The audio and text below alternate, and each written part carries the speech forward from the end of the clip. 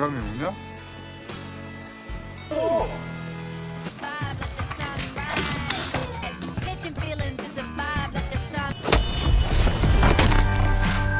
많이 게임하는 거야.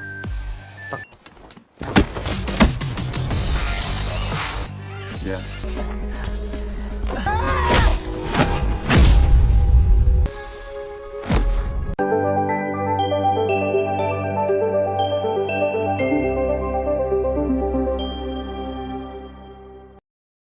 Hanyul tampak berusaha menghabisi semua murid terkuat dari SMA Haesonhai.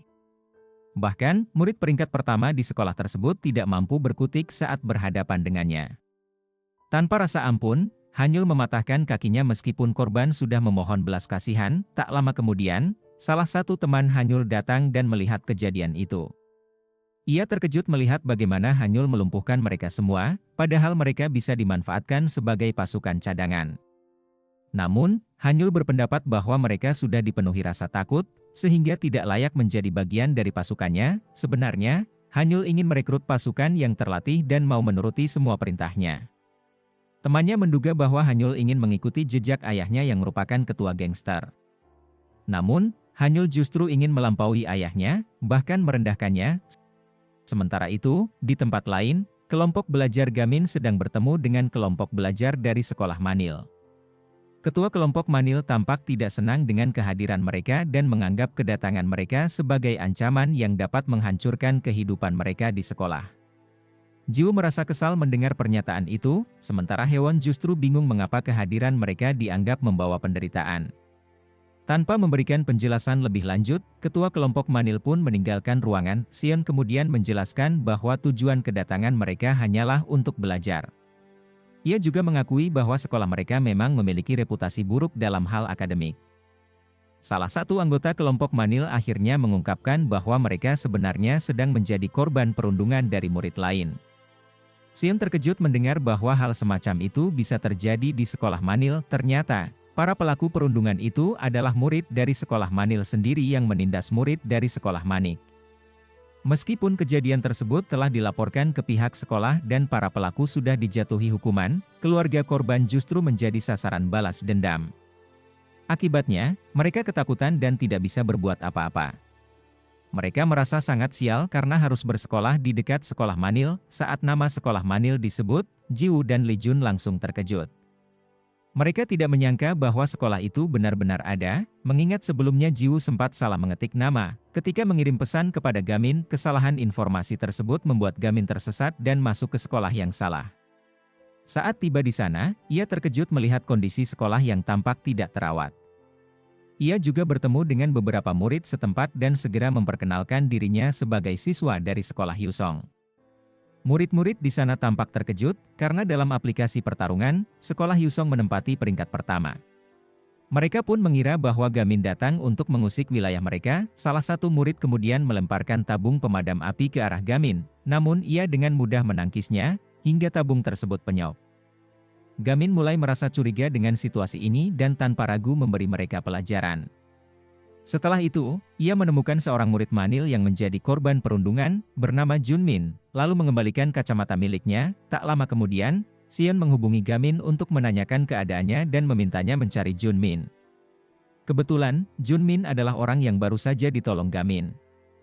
Namun, sebelum mereka sempat berbicara lebih jauh, ketua geng sekolah tersebut, Sok Dei, muncul. Meskipun berulang kali mencoba membanting Gamin, hal itu tidak menjadi masalah baginya. Dengan mudah, Gamin berhasil mengalahkannya. Setelah kejadian tersebut, mereka kembali ke sesi belajar yang dipandu oleh seorang dosen, kenalan dari guru Han Kyung. Setelah pelajaran selesai, kelompok belajar dari sekolah Manil berbagi tips kepada mereka. Mereka menjelaskan bahwa kelompok belajar mereka berfokus pada analisis kemampuan masing-masing anggota, sehingga dapat saling melengkapi dan memperbaiki kekurangan bersama. Setelah memperoleh banyak pelajaran dari kelompok belajar Manil, mereka pun akhirnya harus berpisah. Sebelum pergi, Junmin mengajak Gamin berbicara secara pribadi. Ternyata, Junmin adalah teman sekelas Gamin sewaktu SMP. Saat itu, Junmin yang merupakan murid peringkat pertama sering meremehkan Gamin. Namun, kini ia menyesali kesombongannya karena menyadari bahwa di luar sana ada banyak murid yang lebih pintar darinya. Ia pun meminta maaf kepada Gamin atas sikapnya di masa lalu. Gamin tidak menyalahkan Junmin. Ia mengakui bahwa dulu ia memang merasa iri, tetapi sekarang ia sudah memiliki kelompok belajar yang ia bentuk sendiri. Junmin mengingat bahwa Gamin adalah seorang yang sangat pekerja keras meskipun selalu mendapat peringkat bawah. Kini, ia yakin bahwa suatu hari nanti Gamin akan menjadi yang terbaik. Mendengar hal itu, Gamin merasa terharu atas pujian yang diberikan Junmin. Sekembalinya ke sekolah, mereka akhirnya mendapatkan ruangan khusus untuk kelompok belajar mereka sendiri. Namun, mereka dikejutkan oleh kondisi ruangan yang kotor dan berantakan, seperti sudah lama tidak terurus. Meskipun begitu, Gamin yang selalu berpikiran positif melihat ruangan itu sebagai tempat yang bisa menjadi favoritnya. Mereka pun segera membersihkan ruangan tersebut agar layak digunakan untuk belajar. Sementara itu, Han Kyung memasuki ruang guru dan menemui rekan-rekannya untuk meminta persetujuan mengadakan rapat komite disiplin bagi Han Yul. Namun, usulan tersebut langsung ditolak mentah-mentah. Para guru menilai bahwa tindakan tersebut terlalu berisiko dan menganggap Han Kyung terlalu percaya diri dalam mengambil keputusan. Salah satu guru bahkan ingin menguji sejauh mana kemampuan Han Kyung dalam menghadapi situasi ini. Di ruang kelompok belajar Gamin, mereka kedatangan Kim Ho Min, seorang murid kelas 10 yang datang hanya untuk mengejek mereka. Gamin tampak terpancing emosinya, tetapi Seon segera mencegahnya, mengingat jika Gamin menyentuh Ho Min, ia bisa mendapat masalah dengan wakil kepala sekolah. Ho Min juga menyindir Seon karena bergabung dengan kelompok Gamin yang mayoritas berasal dari keluarga miskin. Namun, begitu guru Han Kyung memasuki ruangan, Ho Min langsung berubah sikap dan berpura-pura memberikan dukungan kepada kelompok belajar Gamin. Setelah Ho Min pergi, Han Kyung membagikan informasi mengenai peringkat akademik setiap anggota kelompok Gamin agar mereka dapat memahami kemampuan masing-masing. Jiwoo berada di peringkat 180, Lee Jun di peringkat 132, Hewon di peringkat 162, dan Gamin hampir berada di posisi terbawah, yaitu peringkat 219 dari 220 murid. Yang mengejutkan adalah Seon yang menempati peringkat kedua. Mengingat sebagian besar dari mereka masih berada di bawah rata-rata, mereka harus bekerja lebih keras dalam 20 hari ke depan dan mengikuti semua instruksi dari Han Kyung. Sepulang sekolah, Lee Jun mendengar kabar bahwa Han Kyung diberi target untuk meningkatkan peringkat seluruh anggota kelompok belajar mereka, dengan minimal kenaikan 10 peringkat untuk masing-masing murid. Hal ini tentu menjadi tantangan besar, terutama bagi Seon, yang dituntut untuk meraih peringkat pertama. Tak lama kemudian, Seon menerima panggilan dari seorang murid yang memintanya segera datang ke suatu tempat. Seon pun teringat masa kecilnya. Saat itu, ia selalu mendapatkan nilai bagus, tetapi hal tersebut tidak disukai oleh Ho Min, yang merupakan teman sekelasnya. Ho Min merasa tersaingi dan kerap menunjukkan sikap tidak menyenangkan terhadapnya. Suatu hari, Seon yang bersemangat ingin menunjukkan nilai bagusnya kepada orang tuanya justru harus menghadapi kenyataan pahit. Ayahnya ditangkap oleh polisi karena membuat keributan dan diusir dari sana. Ho Min yang menyaksikan kejadian itu justru semakin menindas Seon. Pada saat itu, Seon bertemu dengan Hewon, yang tampaknya memiliki perasaan terhadapnya. Hewon berterima kasih kepada Seon karena sudah menemaninya ke kantor polisi saat itu. Ia juga memberi nasihat kepada Seon yang sering merendahkan dirinya sendiri, padahal di mata Hewon, Seon adalah murid yang berani dan sangat mengesankan. Saat mereka berjalan, mereka bertemu dengan Ho Min dan kelompoknya. Mereka mulai mengganggu Seon, sementara Hewon dihadapkan pada Miji, seseorang yang pernah mengalahkannya sebelumnya. Beruntung, Gamin tiba tepat waktu dan segera memberikan pelajaran kepada Ho Min. Miji dan anggota kelompok lainnya yang berniat memotret Gamin juga langsung dibuat panik ketika Gamin menendang ponsel mereka. Akhirnya, mereka semua melarikan diri.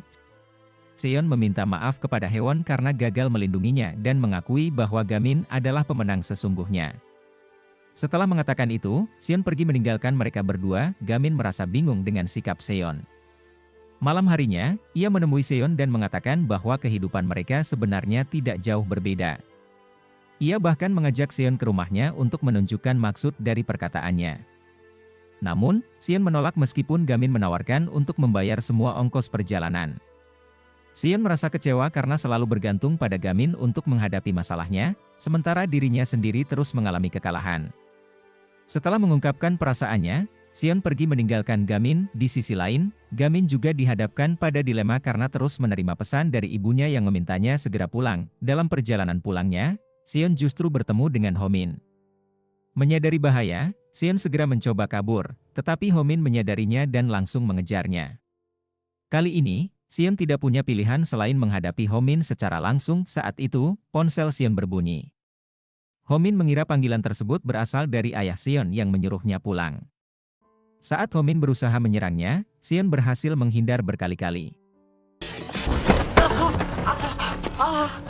Ternyata, dari kejauhan, Gamin diam-diam memantau mereka dan memberikan instruksi kepada Sion melalui panggilan telepon. Namun, ketika baterai ponsel Gamin habis, Sion mulai kewalahan karena tidak lagi mendapat arahan. Ia merasa dirinya selalu tertindas dan akhirnya memberanikan diri untuk melawan Homin dengan kemampuannya sendiri. Dalam pertarungan itu, ia berhasil mengalahkan Homin. Sion merasa sangat senang karena akhirnya ia bisa mengatasi masalahnya sendiri tanpa bantuan siapapun. Gamin pun ikut bahagia melihat usaha temannya itu yang kini mampu berdiri sendiri.